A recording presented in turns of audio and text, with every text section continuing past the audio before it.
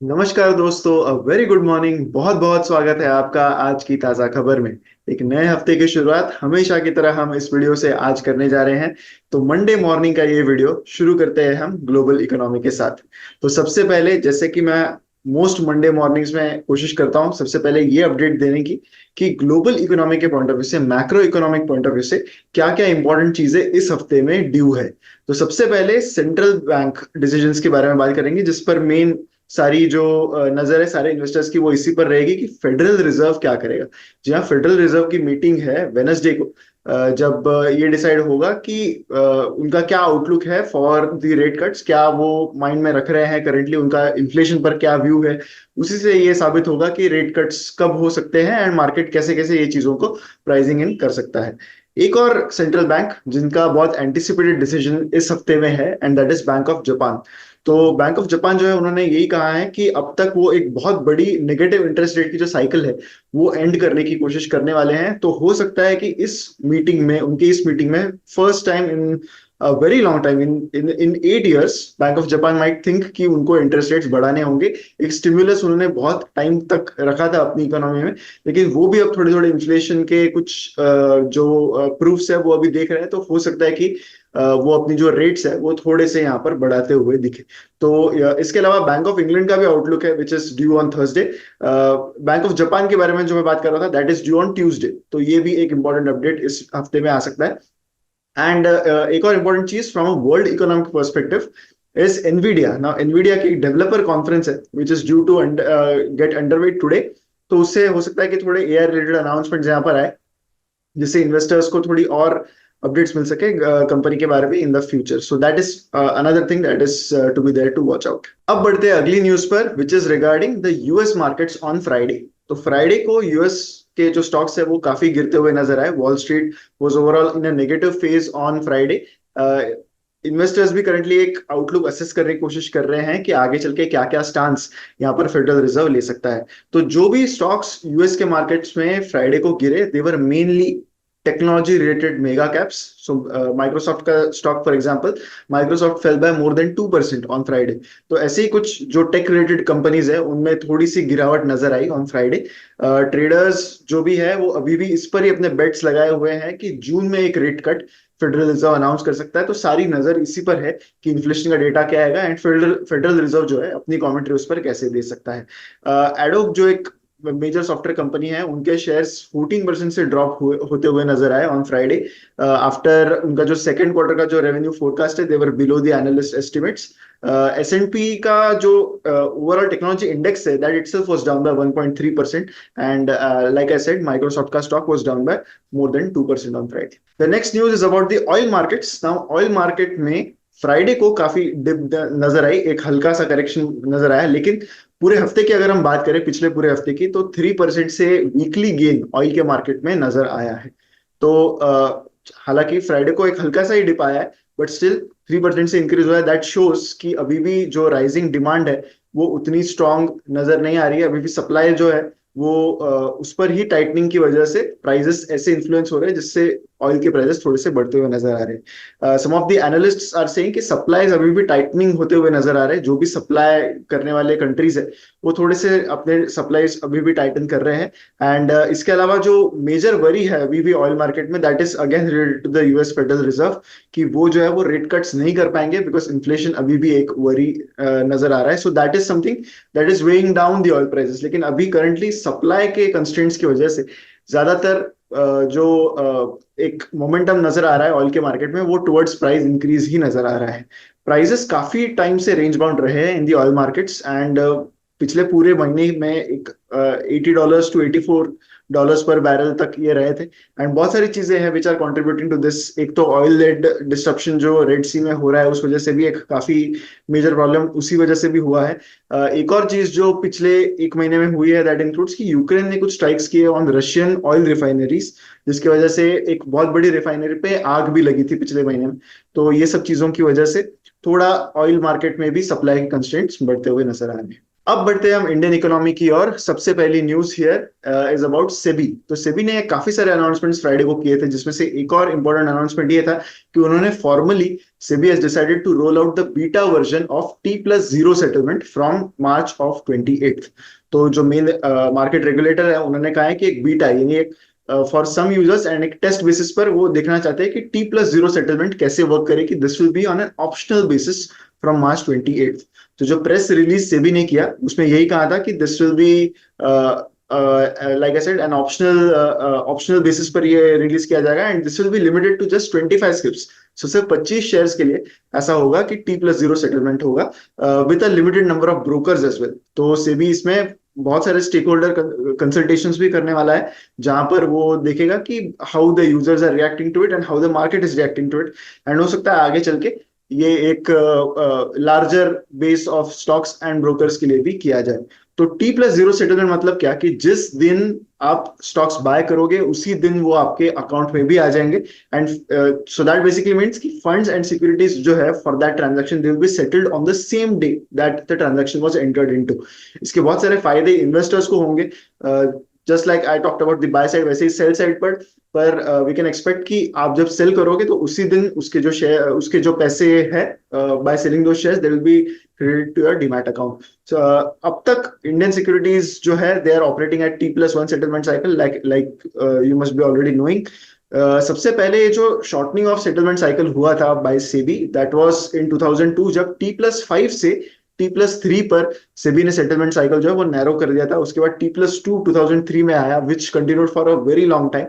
2021 में सेबी ने पहली बार T+1 सेटलमेंट लाया था। धीरे धीरे in some phases they started implementing it, and जनवरी 2023 में फाइनल फेज इसका कंप्लीट हुआ जब T+1 सेटलमेंट साइकिल आ गया था।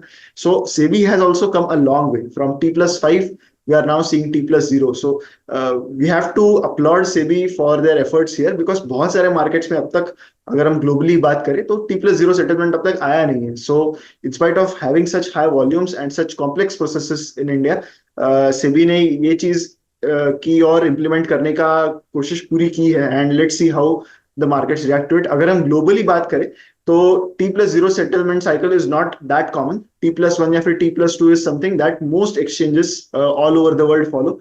T+0 अगर कहीं यूज होता है for very wide market, then we can see that on Moscow exchange and Korea exchange, जो T+0 सेटलमेंट कुछ सर्टन सिक्योरिटीज के लिए ऑफर करते हैं। The next news is about the stress test of mutual funds. तो small and mid cap space में पिछले एक हफ्ते से, जब से सेबी की चेयरपर्सन ने ये कहा था कि हम कंसर्न्ड है about the froth in mid caps and small caps, तब से बहुत सारी बातें जो है वो इसी स्पेस के बारे में हो रही है। तो स्ट्रेस टेस्ट जो है म्यूचुअल फंड्स की वो ऑर्डर कर दी गई थी बाय द रेगुलेटर। तो यहाँ पर होता ये है कि हर एक म्यूचुअल फंड की जो लिक्विडिटी है, जितने पैसे उनके पास लिक्विड है, उस पे ये अंदाजा लगाया जा सकता है कि अगर उनको 50% ऑफ देयर पोर्टफोलियो या फिर what ever specific percentage of the portfolio अगर उनको सेल करना पड़े तो कितने दिन लग सकते हैं। बिकॉज अभी जो रैली हो रही है small and mid cap space में तो सिर्फ इन्फ्लोज ही आ रहे हैं, बट बहुत बार ऐसे होता है कि जब चीजें चेंज होने लगती है तो lot of outflows will also happen. बहुत सारे रिटेल इन्वेस्टर्स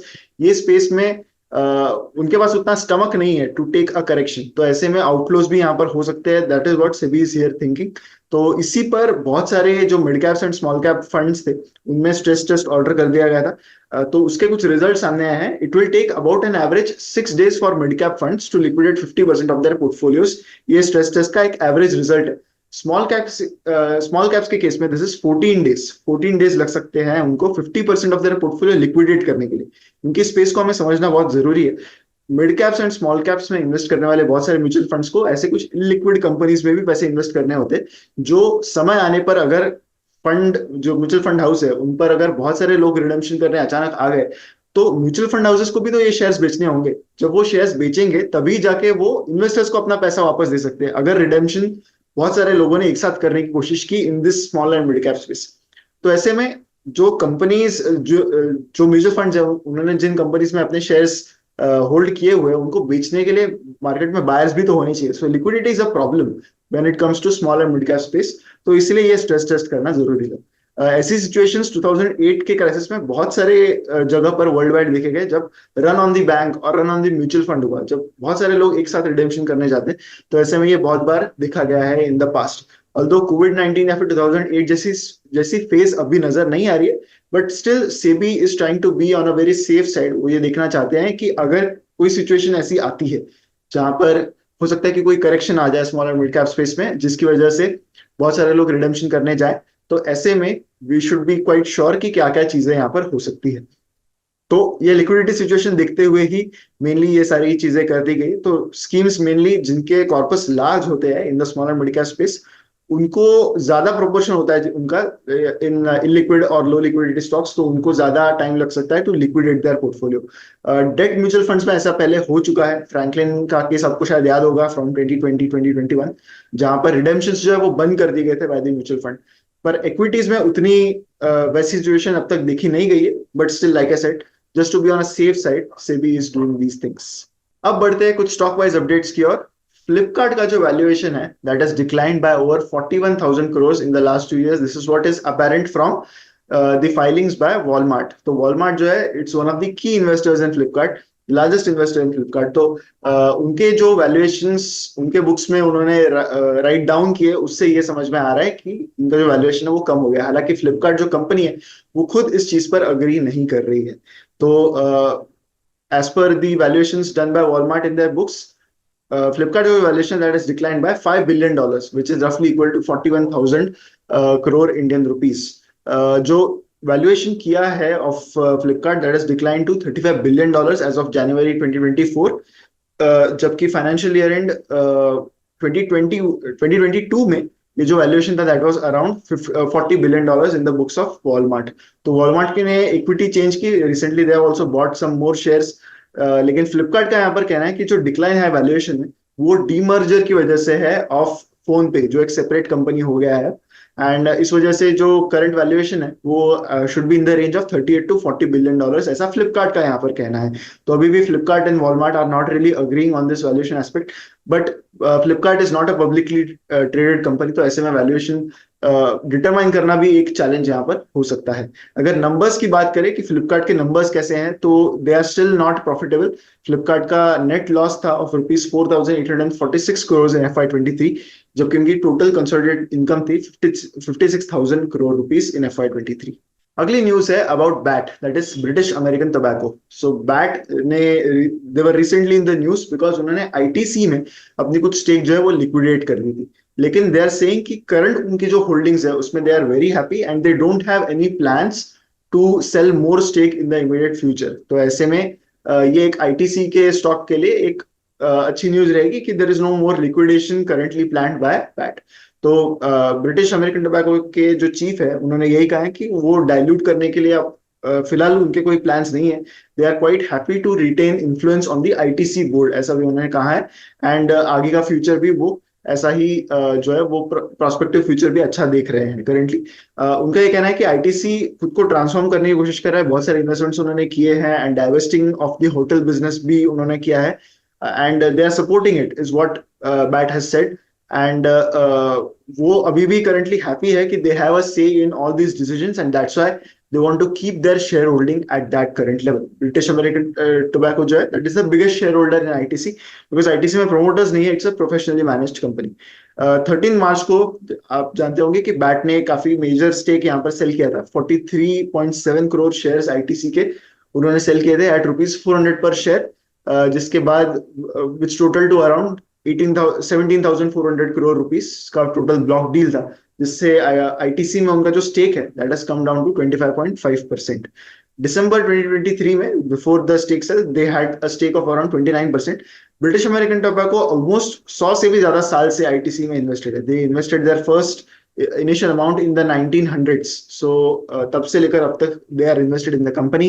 बैट ने इसका रीजन ये बताया था फॉर सेलिंग द स्टेक कि उनको अपने कंपनी में बायबैक करना है, जिसके लिए उनको कैश की जरूरत है, and that is why they made the sale there. So that was it for today's news. अब हमारे फाइनल सेक्शन पर हम जाएंगे, that is the believe it or not section.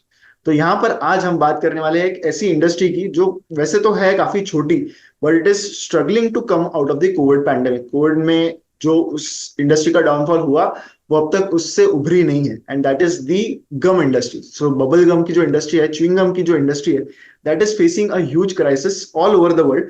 But mainly जो डेटा सामने आया है, that is mainly in the American markets. जो हो रहा है उस पर ही ज्यादा नजर अब तक देखी गई है। सो बबल गम का जो बर्स्ट हुआ, that is basically in the Covid pandemic. जब मास्क एंड सोशल डिस्टेंसिंग एक नॉर्म हो गए, तब बैड ब्रेथ जो है वो लोगों के लिए कम प्रॉब्लम दिखाई दिया, जिसके लिए मेनली लोग बहुत च्युइंगम्स यूज करते थे। तो उसके बाद से जो पैकेजेस ऑफ गम का जो सेल ड्रॉप हुआ इन 2020, उसके बाद वो अब तक प्री कोविड लेवल तक जा नहीं पाया इन टर्म्स ऑफ वॉल्यूम। हालांकि these sales are picked up in terms of value, but that is mainly because of inflation. So consumer demand जो है वो कोविड के बाद से सिर्फ थोड़ी सी ही पिकअप होती हुई नजर आई है। लास्ट ईयर यूएस च्युइंगम के जो सेल्स है, they rose by just 1% on a volume basis to 1.2 billion units, which is 32% lower than 2018। So can you imagine एक इंडस्ट्री जिसमें 32% से डिक्लाइन हो गया है if we compare it to 2018 in terms of volumes. So that is the kind of problems this chewing gum industry is currently facing. ये similar story globally भी देखी गई है, ऐसा एक रिसर्च का कहना है। वर्ल्ड वाइड जो गम के सेल्स है, they only rose by 5% in the last year to around $16 billion according to market estimates, which is still 10% below the 2018 figure. So this is not just an American problem, ये एक world wide problem भी ज्यादातर देखा गया है। कुछ major manufacturers like मॉन्डेलेस, जो बहुत ही मेजर ब्रांड है, they have brands like Cadbury and Oreo in their portfolio.